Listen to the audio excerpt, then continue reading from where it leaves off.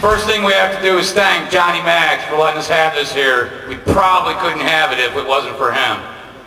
Johnny Max. Before we start, the way we want to do parking here for the event is we'd like to try to keep this area down here clear and have the cars parked to the right. That way people can get in and out without a problem. It's kind of sunny today. There's going to be water if you need water. Hospitality booth over here. We'll have vendors all along here later on. Plenty of free stuff. Plenty of stuff to choose from. Without further ado, hold on just a second.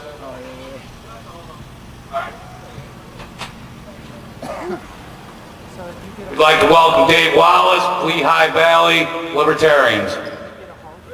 Let's hear it, Dave.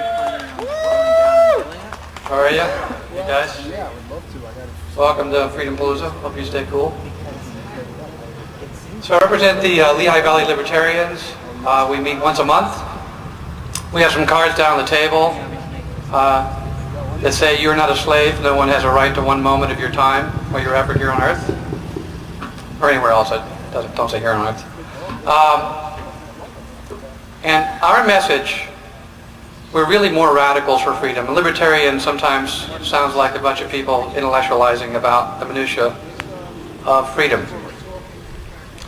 And we make the case that you only have one freedom, which extends 1,000 different directions, and anytime, anyone, anytime, anywhere violates that freedom,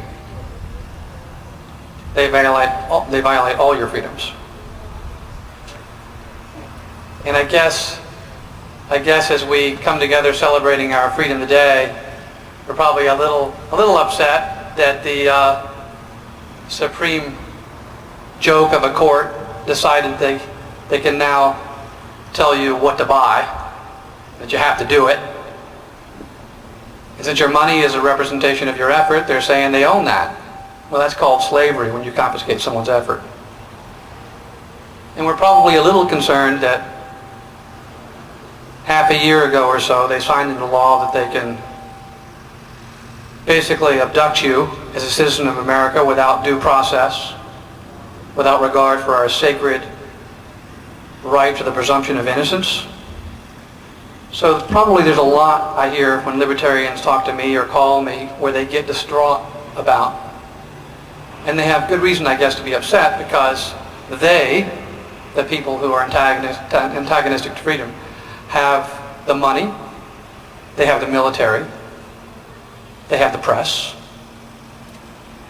they have our educational system, and essentially they've declared sedition on anybody who opposes their infractions upon our freedom. All we have, and this is the libertarian case, this is the case for us happy few, us radicals for freedom.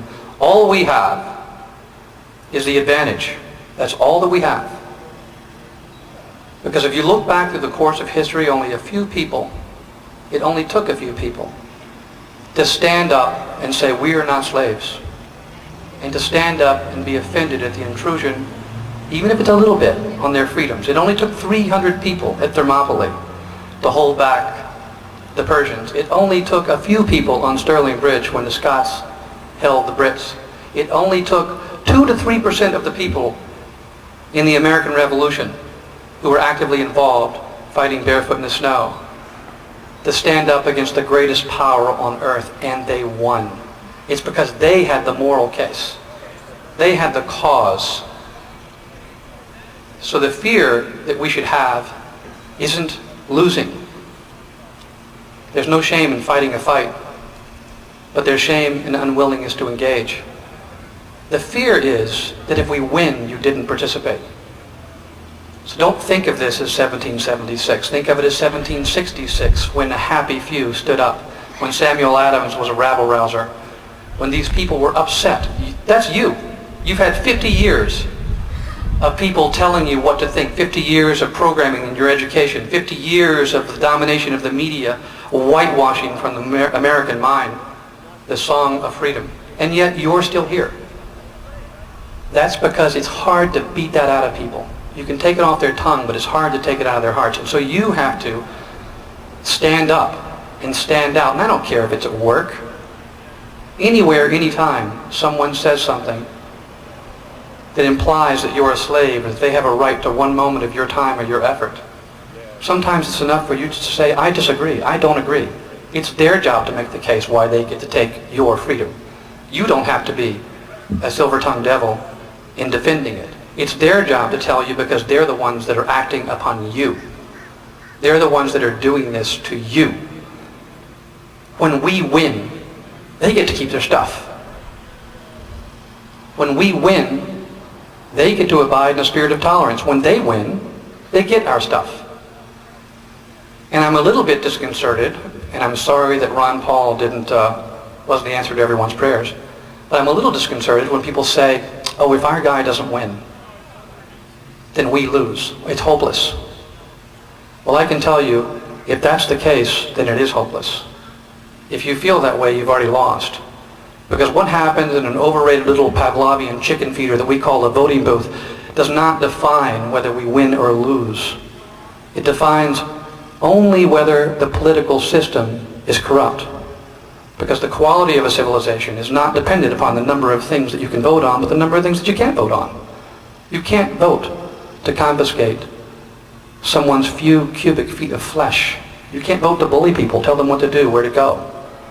If you do, it's wrong. In fact, I think we should, in the spirit of fairness, say that if they lose that vote, which they do occasionally, that the people who wanted to do that should have to put some skin in the game, maybe do some push-ups or, I don't know, community service. Since every time we lose our stuff. But when we win, we just get to keep our stuff. But the important thing is that you morally defend your right to exist. You morally defend your right to your freedom. We have all the economic arguments, and quite frankly, I'm tired of hearing them. We get it. When you're free, you have light bulbs, you have porta potties, you have these instruments here. Free people invented all this stuff. They didn't come from government. Government creates poverty, not wealth. Creates ignorance, not education. But the important thing is that you must have the capacity, the ability, and the courage and the conviction to make the case for your moral right to exist as a non-sacrificial being. It's actually a lot easier to make that defense. You don't have to be a PhD economist to make that defense. You just have to require of others to explain to you why they get to take your stuff. The $20 bill is in the ashtray and it's the next morning, so the whole esoteric argument that the left or the collectivists or whoever they are doing this because of some sort of greater good, that's gone. We can see the Bernanke's, we can see our race-hustling poverty pimp of a president from Goldman Sachs. We can see that it has nothing to do with those things.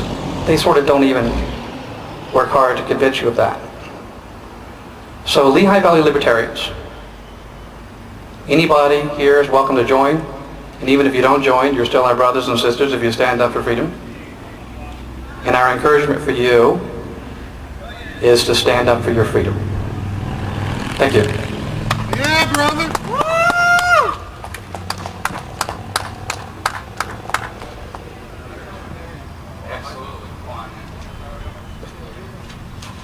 All right, let's hear it, everybody, for Dave Wallace. Lehigh Valley Libertarians.